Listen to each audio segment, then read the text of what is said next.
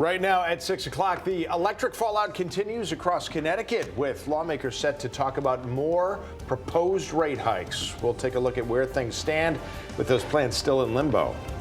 And the effort to close the healthcare gap is gaining steam in New Haven.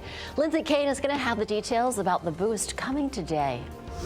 Also, what AT&T says was behind an hours-long cell phone outage yesterday morning and what the federal government is now doing in response. All local, all morning. This is Fox 61, Connecticut's news station. Good morning. Happy Friday. Thanks for starting yours off with us here at Fox 61 and Fox 61 Plus America areas. And I'm Tim Lammers. Yes, happy Friday. This is what it looked like just a half hour ago in East Morris. Rainy and foggy out there. Nothing terrible. It's pleasantly warmer than it's been. But the question is, are we going to see the sun soon? And if so, when, Matt Scott? Not today. Not today. No, but here's the thing. I think we're setting up for a very nice pattern, Okay. especially if you're a fan of spring. But let's get through today first. Good morning to you. We are talking about a little fog, not a lot of reduced visibility out there. I keep checking the numbers. The rain, little wet snow up in the northwestern hills, not a big deal. Big temperature drop. That starts this weekend. But boy, do we get a taste of April coming in fast next week. Here's the radar picture. I'm going to go in a little closer because I want you to see just what we're dealing with, especially in to northwestern parts of the state. And you can see the rain snow line has just moved gently up to the north, so it's more of an issue for the Berkshires along the Mass Pike than, say, maybe Salisbury over through Canaan. A little bit of wet snow earlier across much of the Litchfield Hills. It has moderated, changed over to rain for everybody, and you see the temperatures, 33 in Torrington, 35 in New Milford. So it is mild enough that the impacts are minimal. That said, few slick spots up there. Be careful. 37 in Hartford, 43 in New Haven. It is definitely rain there. And it's rain as it tapers off for the afternoon for just about all of us. A little more into the bucket, not a big deal. Bus stop forecast for the high schoolers, 36 now. Cloudy skies dominate today. We do get sunshine, but at least for the start of the weekend, it comes with a price. And we'll tell you how much that's going to cost coming up in a few minutes. Let's see what's on the roads right now. Again, be careful out there. A little fog, a little slippery spot or two up in the hills. Yeah, that's right. We are already seeing a wreck this morning, possibly due to those slick conditions out there. Starting off in Morris, we can take the maps full so we can see which area is impacted.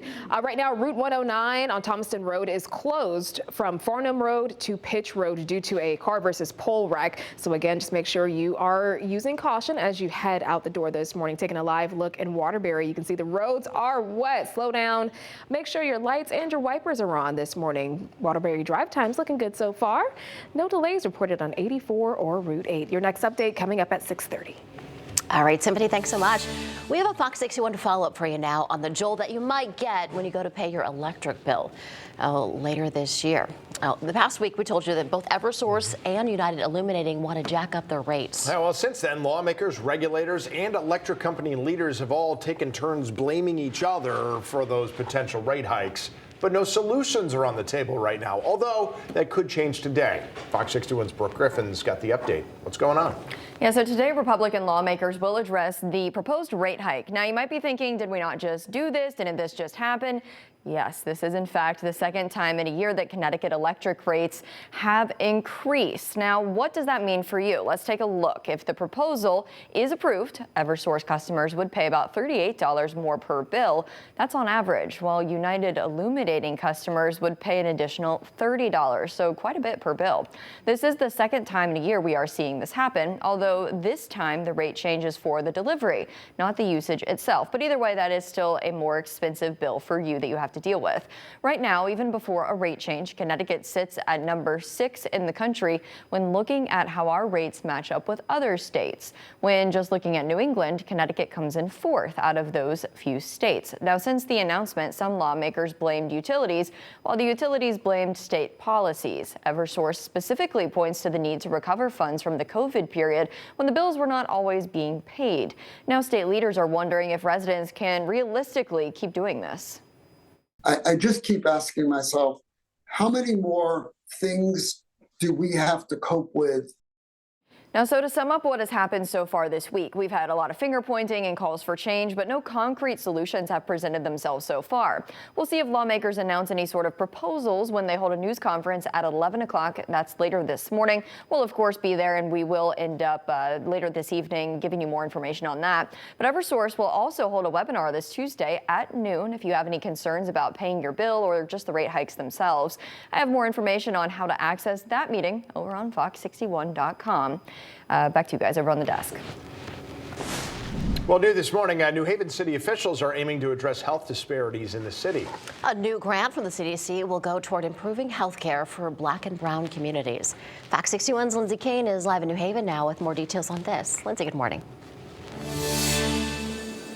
Hi, good morning. This $3.4 million grant from the CDC is focusing on communities that are the most impacted by health disparities, specifically low-income and Black and brown communities. Now, the grant is going towards the Community Alliance Engagement Research Initiative known as CARE, which is based here at the Yale Public School of Health. Now, this grant from the CDC, again, $3.4 million, is going to improve health in New Haven communities that see the most disparities when it comes to health care. CARE uses the money to address key issues in low-income Black and brown neighborhoods, things like nutrition, physical activity, and transportation.